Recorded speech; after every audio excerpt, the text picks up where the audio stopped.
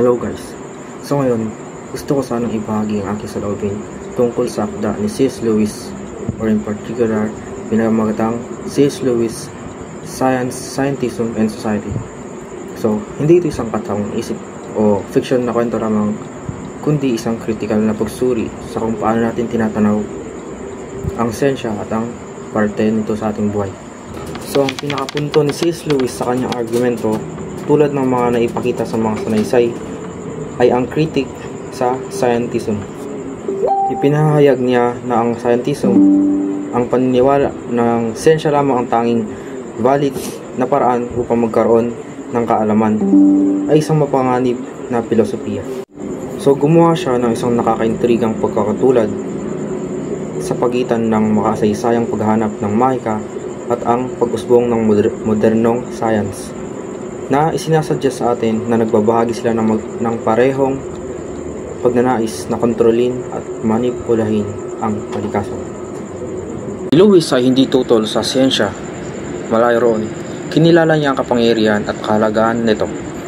Gayunpaman, nagbabala siya laban sa pagtaas ng siyensya sa isang posisyon na ganap na otoridad, kung saan ito ay pumapasok sa mga lugar tulad ng etika, filosofiya at maging spiritualidad.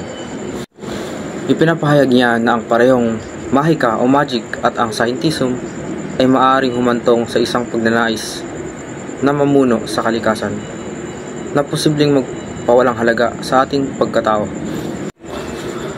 Sinubaybayan niya ang mga ugat ng pagnanais na ito para sa kontrol, pabalik sa mga alchemist at salamangkero ng nakaraan, na nagpapakita kung paano ang pagnanais na manipulahin ang kalikasan ay naging isang paulit-ulit na tema sa buong kasaysayan ng tao. Nabubuhay tayo sa isang mundo na lalong pinangungunahan ng teknolohiya at mga siyentipikong pagsulong. Ang kanyang mga sanaysay ay nagpapaalala sa atin na maging kritikal sa mga pagpapalagay sa ginagawa natin tungkol sa siyensya at ang mga limitasyon nito.